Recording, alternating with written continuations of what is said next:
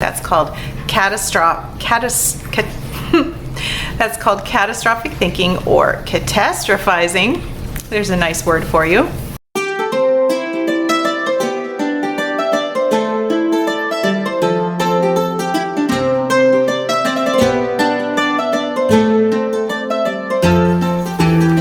Hi there, it's Christie with the Chirp YouTube channel.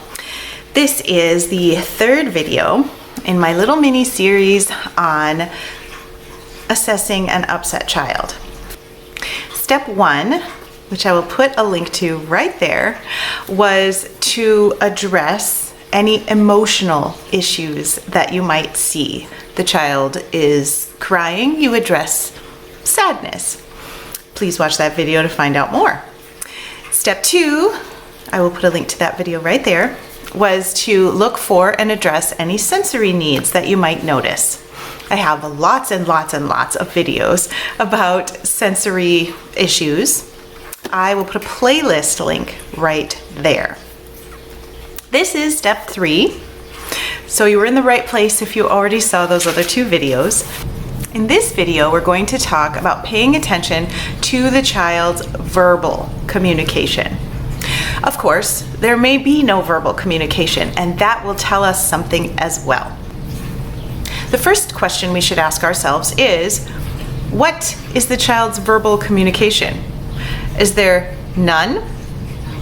Or is the child speaking full sentences that seem to be independently generated and coherent? These are 2 very different situations, and we need to respond in very different ways. I'm going to start with a child who appears to be nonverbal. What we want to do in these situations, in pretty much all situations when dealing with a kid, is we want to make sure that we're not providing overstimulating verbal input to the child, especially a child who's already out of control, dysregulated. So pay attention. If the child is not using any verbal language, then you want to use only 1 to 2 words at a time when speaking to the child.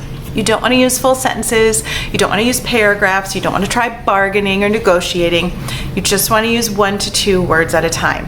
1 to 2 calming words, such as, it's okay, bear, or water if you think the child might want a drink of water, or lights out if you're going to turn the lights off to see if that makes a difference. As you notice maybe the child saying, "Mama, what mama?" Okay, this is a hint. The child is using 2 words. They appear to be independently generated. I'll talk more about what that means in a moment. And they are rational. You can respond with 3 to 4 words. You're just moving it up a little bit. So you might say, "Mama's coming." Just a little bit. "Mama's coming." And then you might say, "Mama's coming. Let's play marbles." And you can use your distractionary technique to try to distract the child from the fact that Mama's not there quite yet.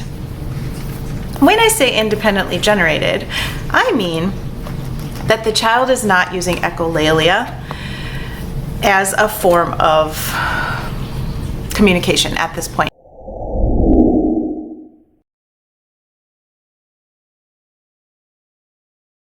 Echolalia is not a problem at all. It is a communication method. But when a child is using echolalia to communicate, the words don't necessarily mean what the words would mean to someone else. For example, the example that I used in a previous video was a child that I had in a classroom who would yell, "2319! 2319!" every time he thought there was an emergency, even if we weren't having an emergency, but it was an emergency for him. So he would yell this phrase. Now, if you have ever seen Monsters, Inc., you will recognize this phrase as the phrase that the whole scare monster factory would use in an emergency. He co-opted that phrase to mean, it's an emergency, I need help. If you didn't know him, you didn't know what these numbers meant. He was just shouting numbers. So we need to make sure when we meet a new child that we don't know very well, that we pay attention to some of these clues. Maybe the child has a catchphrase like 2319 that means this is an emergency. We need to watch for things like that, phrases like that, verbal behavior that came from somewhere else, a movie usually, or a TV show, that the child is using kind of as a rubber stamp. Whenever there's an emergency, I use this to communicate that it's an emergency, because I can't create my own independent phrases yet. Echolalia is really helpful with that because it does communicate something. He was successful at communicating this is an emergency because we knew his code. But to people who don't know the code is not helpful. So we're going to pay attention to any words or phrases we might hear that are not independently generated. If a child keeps repeating a phrase such as, want to build a snowman, want to build a snowman, we can assume, if it's the middle of summer in the Arizona desert, that the child is not actually asking me if I want to build a snowman right then. I'm going to assume that's probably a self-soothing behavior, and I'm not going to treat that as want to build a snowman. I'm not going to treat that as a 5-word utterance and then speak to the child in 5 to 7 word sentences. That's not going to work. Echolalic phrases don't count when we're counting the number of words. Those count as a chunk. They usually function as a chunk, so pretty much they only count as 1 word, just a really, really long one. You need to only count the phrases that appear to be independently generated when you are deciding how many words to use to this upset child. There are at least 2 reasons why we keep our phrases not that much longer than the child's. The first one is that we don't want to overwhelm an already upset child with too much auditory stimulation, me talking or other people talking. Another reason is that I want the child to be able to process the information and respond. If the phrase is too long for the child's processing system, then it's not going to get in there, it's not going to get processed, and the child won't be able to respond. So it's not very useful to me. If I say, would you like a cup of tea with sugar? To you in a foreign language, that's going to be a very different problem for your brain to solve than if I say chai, zahar, and I show you the tea and the sugar. It's going to be different because your brain can process better when you have less to process. And it's especially important when we are upset. Then everything's on alert. We don't process as quickly, we don't process as fully, and we don't respond as well either. So we need to make this as easy as possible for our upset children. Another thing to pay attention to is, does the child's verbal communication change based on who's there? For example, it's happened to me more than once that a child refused to talk if there was an adult nearby. And as soon as we went over to the other side of the room and pretended we weren't paying any attention, the child would talk to other kids, to little toy animals. We heard verbal language. And then we could assess what type of verbal language it was. If it was a creative construction, if it was echolalia, if it was just 1-word labeling, whatever it was, we could assess it at that time. If that's the case, as we talked about in the video on emotions, just stay out of the way for a while. Let that child calm down. Let him talk to himself. Let him talk to the little toys, the little animals. Provide him more toys and animals to talk to. And just stay out of the way for a while. And respond to that verbal language. So if you hear him using 2-word phrases when he's talking to himself or to his toys, you can feel free to use 2 to 4-word phrases with him when you are communicating with him. Another thing to consider when you're listening to the child's verbal language is the child making threats? This is not unheard of.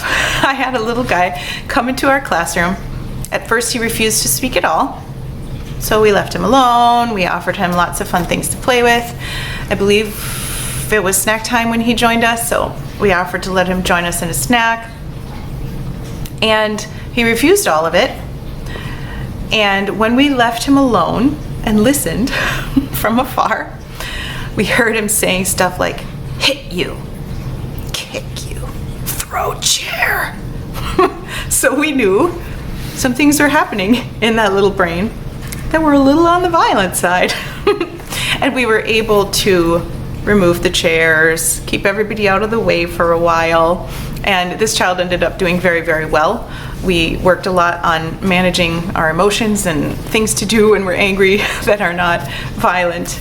And this child eventually, probably about a year, went back to typical programming and did visiting to typical programming in the meantime quite quickly. So things worked out very well. This was not a little psychopath. It was just an angry kid who didn't really know how to express it sometimes. We also want to listen for catastrophic thinking talk. Catastrophic thinking, I had a student who every time the littlest thing went wrong, his pencil tip would break off, he would wail, "Ah!" And then he would say, "It's the end of the world. The apocalypse is coming." And he would do it in this kind of like ghostly wail. Of course, we all wanted to laugh because it was pretty funny. And yet, if you think about it, if you're in a bad mood, don't you do the same thing? Sometimes, if you wake up, you're in a terrible mood, anything can set you off. You spill water on the floor. Oh, this is the worst day I've ever had. I'm sure I'm gonna get fired. My car won't start probably. I'm sure the cat will die today. It's kind of a human thing when we are in a bad mood to assume that things are going to continue to be bad and potentially they will get even worse. So we want to listen for that kind of talk. That's called catastrophic thinking or catastrophizing. There's a nice word for you. And we can address that by helping the child reframe. Like Philippians 4:8. Whatsoever things are lovely, pure, good, think about these things. So we want to reframe the child's situation. The child's pencil tip breaks off. He's wailing. We put our hand on his shoulder. We say, EJ, it's just a pencil. We can sharpen it. Let's sharpen the pencil. We don't need to address each of his concerns, that the world is ending and the apocalypse is coming. We can simply say, let's sharpen the pencil. We do not want to actually feed into that negativity, so we don't really want to mention it. We kind of just want to gloss over that, pretend he hadn't really said that, and just bring up the positive over and over and over. Usually with these kids, it's pretty deeply embedded that things are going to be bad. And so it's not just one topic that we have to say, we'll just sharpen the pencil. It's usually kind of an ongoing process of helping these kids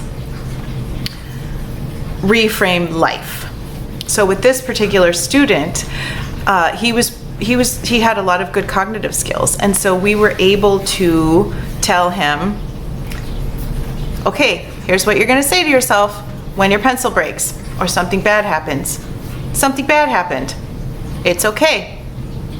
I can fix it, or I can get help. We trained him to have different thought patterns and different things come out of his mouth, which therefore also reinforces the different thought patterns. It's kind of like a cognitive behavioral strategy that you would do with yourself. It's important to listen to the emotions we see from kids. It's important to listen to the sensory signals that we see from kids, and it's important that we listen to what kids actually say. These are our first 3 tips in how to assess an upset child. I hope this video was helpful for you, and I'll see you in my next video. Thanks for being here. Bye.